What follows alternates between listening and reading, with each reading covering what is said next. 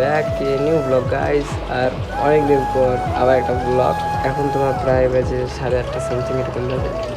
আর এত সকাল সকাল উঠছি কারণটা হচ্ছে, তো আজকে একটু যাচ্ছি, কোথায় যাচ্ছি না যাচ্ছি, অনেক দূর যাচ্ছি। তো আমি যাচ্ছি, মা যাচ্ছি, মামা যাচ্ছি, আর আমার শয়তান বোনটা যাচ্ছি। তো তার জন্য এত সকাল সকাল উঠে রেডি শেডি হয়ে ফ্রেশ ফ্রেশ হয়ে খাওয়া দাওয়া করে একদম রেডি। এখন খালি বাড়াবো। আর 9টা সামথিং এরকম দিকে ট্রেন আছে, তো এখন বাড়াই, তারপরে না হয় যাইতে যাইতে কথা হচ্ছে তোমাদের সাথে। চলো যাওয়া যাক।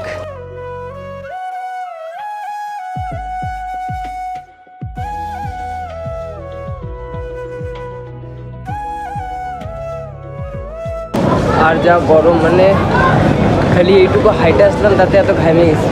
এখন তো সারা রাস্তা কোনো বাকি আছে, তো বসে যাই ট্রেনের মধ্যে, তাও একটা ইচ্ছে থাকবে। আর কলকাতায় তো বেশি গরম, এখান থেকে ওইখানে বেশি গরম।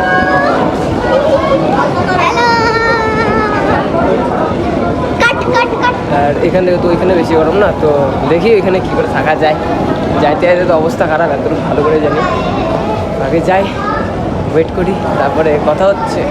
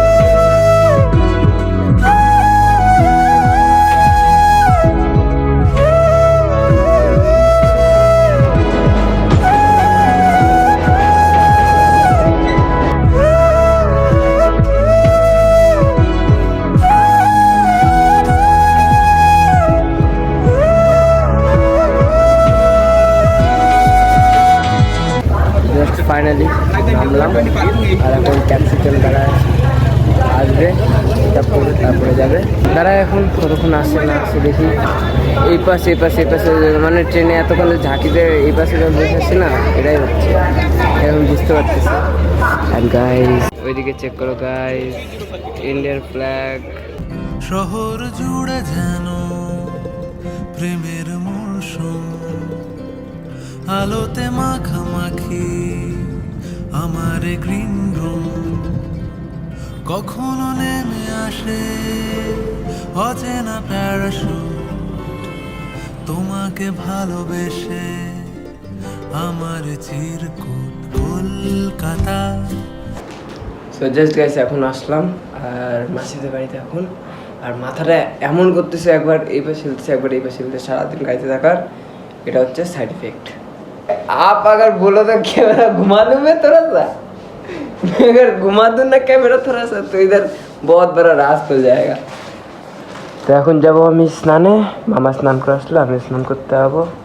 আচ্ছা, তো স্নান করতে লাগবে, আজকে সারাদিন স্নান করি নাই। কি বলবো, তুমি স্নান করে আসছিলে আজকে সকালে? হ্যাঁ হ্যাঁ,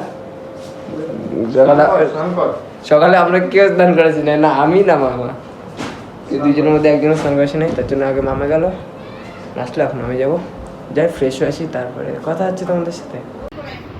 বৃষ্টি বৃষ্টি সে হাই। মাসি মাসি